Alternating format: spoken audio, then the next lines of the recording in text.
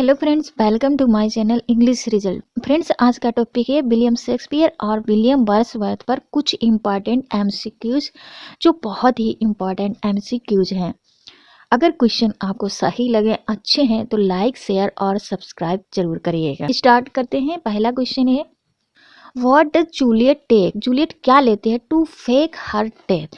अपनी फेक मृत्यु के लिए जूलियट क्या लेती है? जूलियट क्या खा लेती है?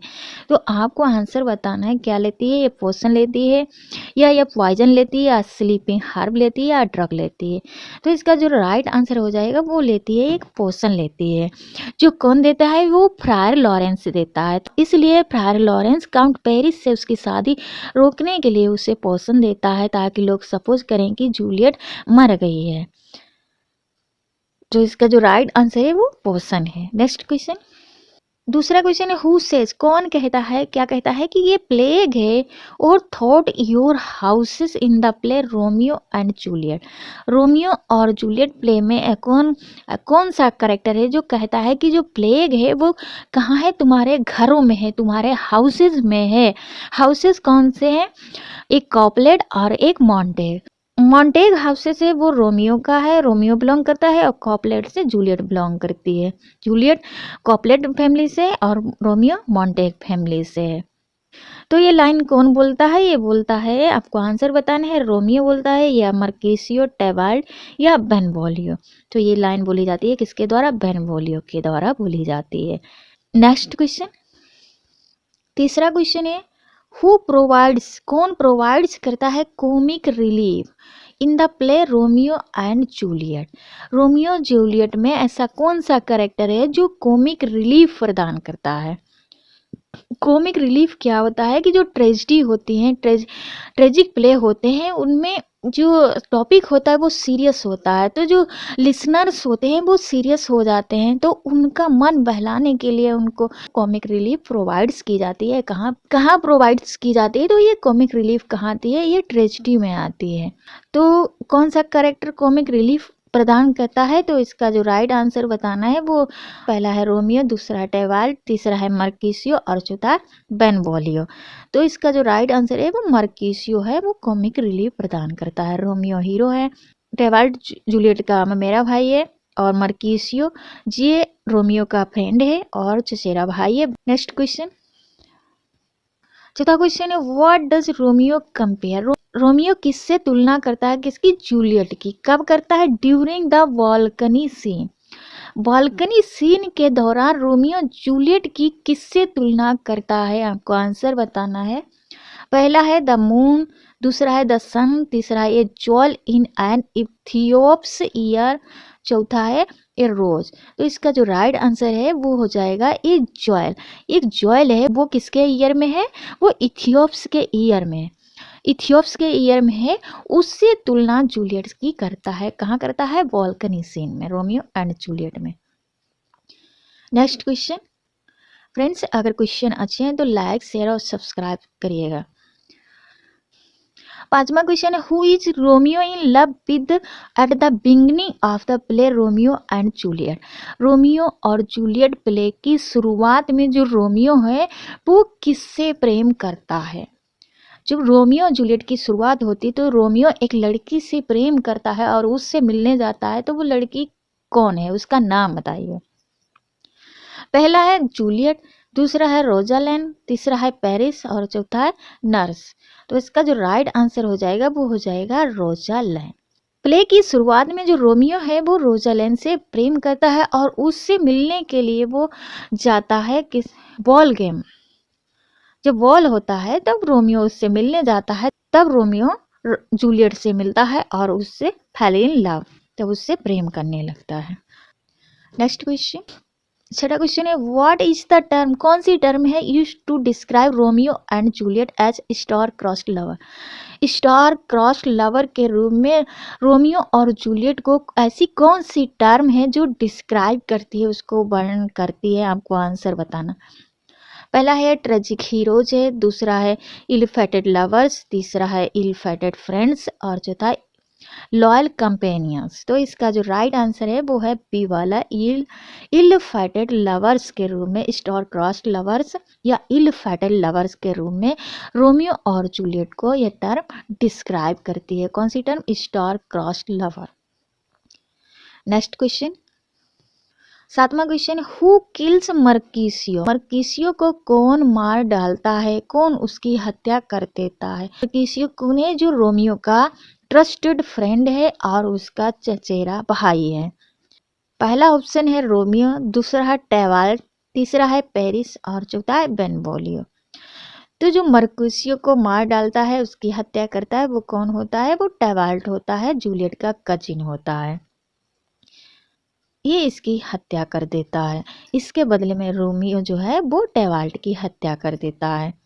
ये इसका राइट आंसर है। नेक्स्ट क्वेश्चन, आठवां क्वेश्चन है, what is the significant of the queen मैव speech? Queen मैव speech का क्या महत्वपूर्ण है? कहाँ? इन रोमियो और जूलियट में। आपको आंसर बताना है। पहला है it show Mercutio's view in love, दूसरा है इट फॉरशैडोज ट्रेजेडी, तीसरा है इट इंट्रोड्यूसेस जूलियट, चौथा है इट एक्सप्लेन्स ड्रीम्स। तो इसका जो राइट आंसर है वो है क्या है? पहला ऑप्शन सही है, it shows Mercutio's view in love. और ये क्वेश्चन वेरी इंपॉर्टेंट है, हमको इस पे ध्यान देना है। क्वीन मैव का जो स्पीच है वो मर्किशियो के व्यू को शो करता है। नेक्स्ट क्वेश्चन, नवा question, what does the Tempest symbolise? Tempest किसको सिंबलाइज करता है in the play? The Tempest. Tempest play में जो तूफान आता है वो किसको सिंबलाइज करता है? आपको आंसर बताना है। पहला है केओस एंड कन्फ्लिक्ट, दूसरा है पीस एंड हार्मनी, तीसरा है लव एंड मैरिज, चौथा है डेथ एंड डिस्ट्रक्शन। तो इसका जो राइट आंसर है वो है chaos and conflicts. Chaos and conflict, इसको जो टेम्पेस्ट है वो सिंबलाइज करता है। इसका राइट आंसर है। नेक्स्ट क्वेश्चन, 10वां क्वेश्चन, हु स्पीक्स? कौन बोलता है, कौन यह लाइन बोलता है कि misery acquaints a man with strange bedfellow? और ये लाइन कहाँ आती है? ये लाइन आती है टेम्पेस्ट में, और इसमें एक करेक्टर है जो ये लाइन बोलता है, वो करेक्टर का नाम आपको बताना है। पहला है प्रोस्पेरो, जो एक विजार्ड है, मिरांडा हीरोइन है, प्रोस्पेरो की डॉटर है कैलिवन, ये हाफ फिश है और हाफ मैन है, ट्रंकोलो ए क्लाउन है।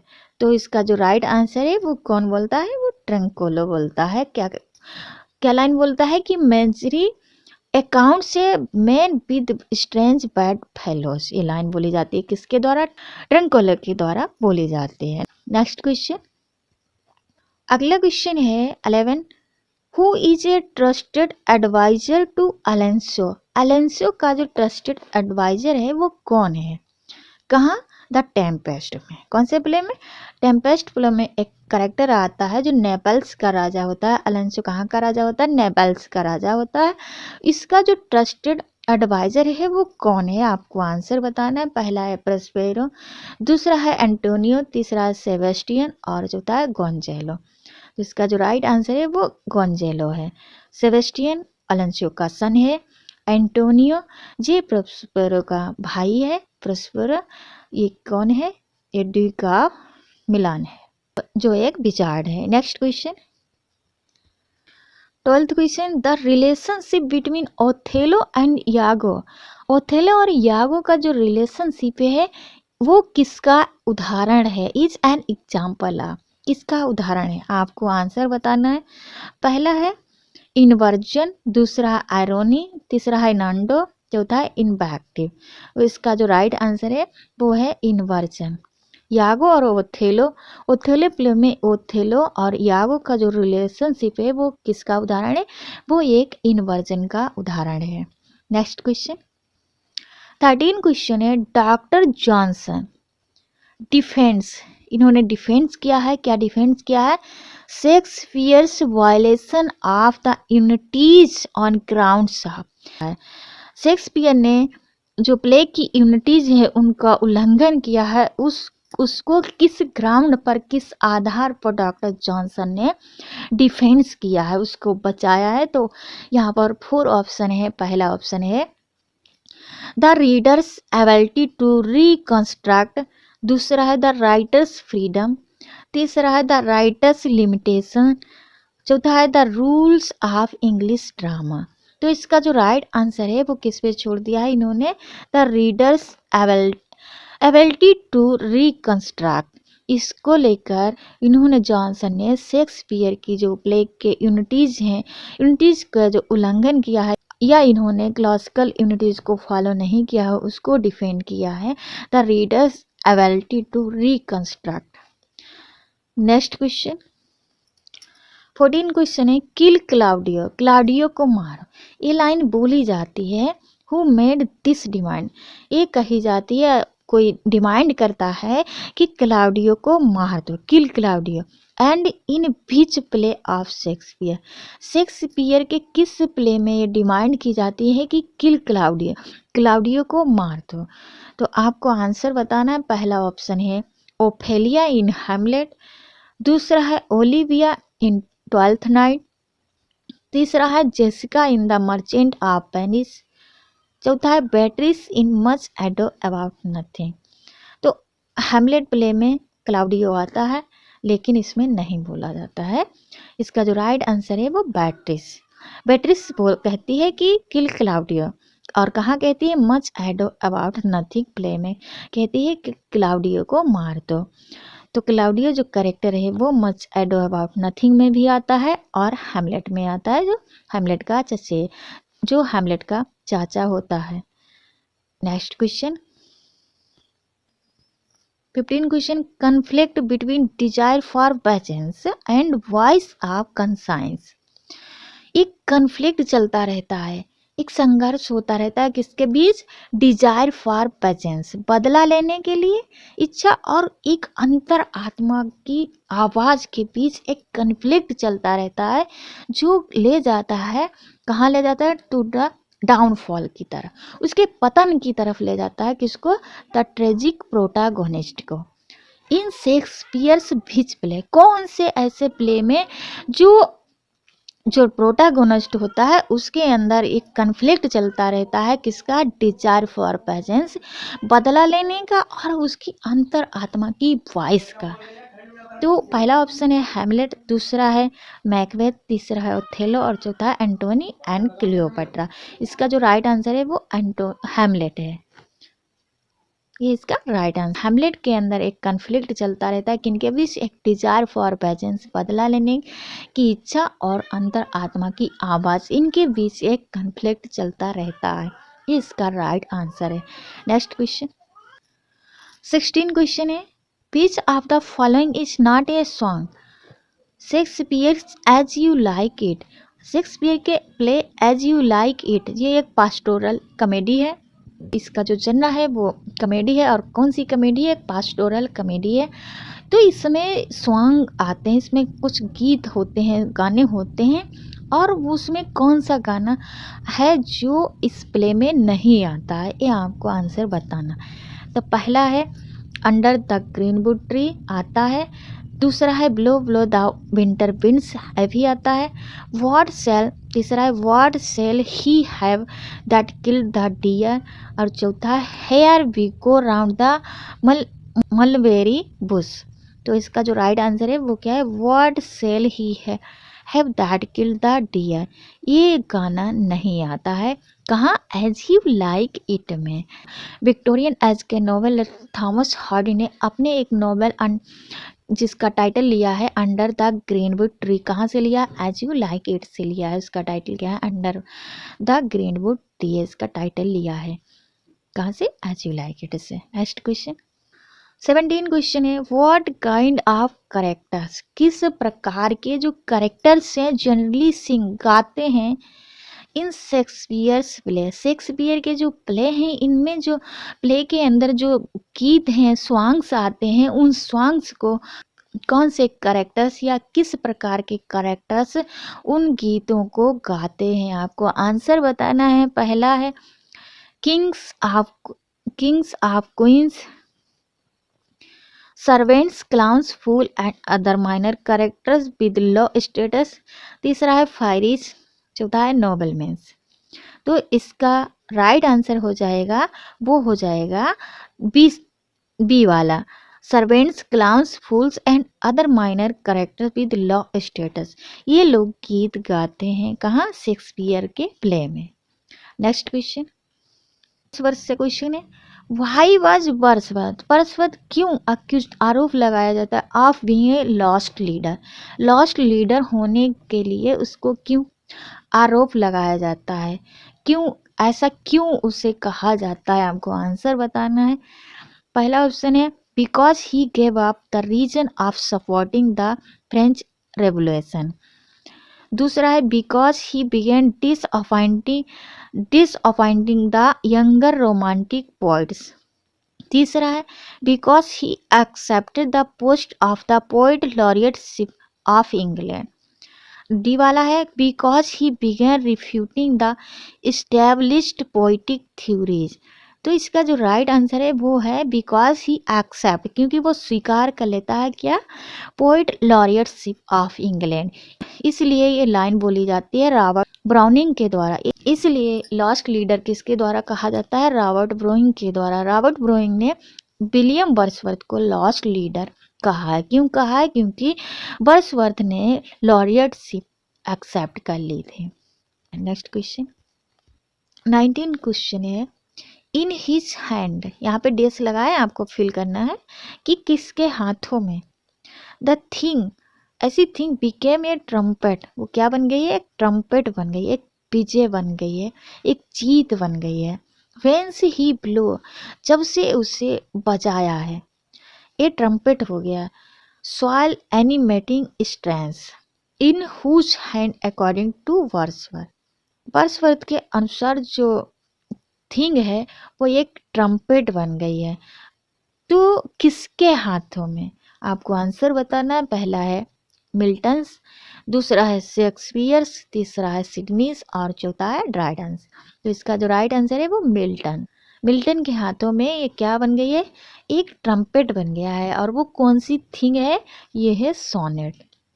सोनेट क्या बन गया है? एक ट्रम्पेट हो गया है।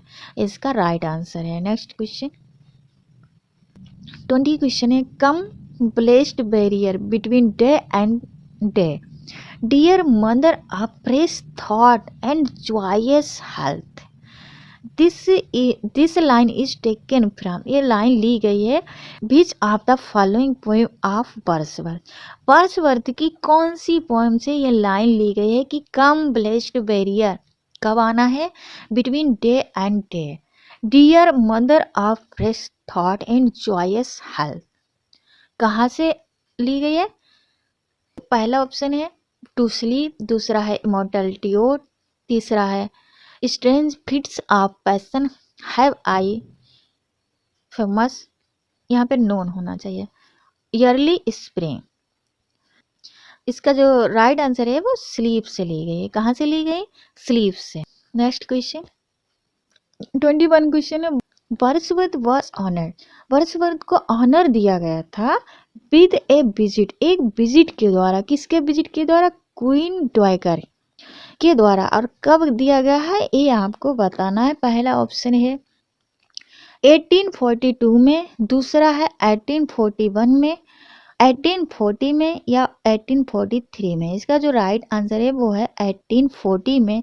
1840 में वर्ड्सवर्थ को ऑनर दिया गया था, किसके द्वारा? क्वीन डॉयगर के द्वारा दिया गया था उसके विजिट होने पे। नेक्स्ट क्वेश्चन, 22 क्वेश्चन है, the poem Lucy was written in, कब लिखी गई? यहाँ पे लूसीज होना चाहिए, लूसी। लूसी पोएम्स हैं वो कब लिखी गई थी या कब रिटन इन द, कब लिखी गई थी? आपको आंसर बताना है। पहला second edition of Lyrical Ballad, दूसरा strange first edition of Lyrical Ballad, तीसरा है third edition of Lyrical Ballads या नन ऑफ दिस। तो इसका जो राइट आंसर है वो क्या है? Second edition of Lyrical Ballad. Lucy poems वो कब आई हैं? वो वर्ड्सवर्थ के second edition of Lyrical Ballads में आई हैं, पब्लिश हुई हैं Lucy poems. Second edition of Lyrical Ballads का कब आया है? ये आया है 1800 में। Next question 23, Wordsworth poem, Wordsworth की जो पोएम है जिसका टाइटल है the sparrow nest, was published in which year? कौन से वर्ष ये पोएम पब्लिश हुई थी? आपको आंसर बताना है। पहला है 1800, दूसरा है 1802, तीसरा है 1801, चौथा है 1803। इसका राइट आंसर है 1801 में पब्लिश हुई थी द स्पैरो नेस्ट। किसकी पोएम है? वर्ड्सवर्थ की। नेक्स्ट क्वेश्चन 24 क्वेश्चन है, Wordsworth poem the excursion belongs to the period between, किस पीरियड के बीच बिलोंग्स करती है वर्ड्सवर्थ की पोएम एक्सकर्जन?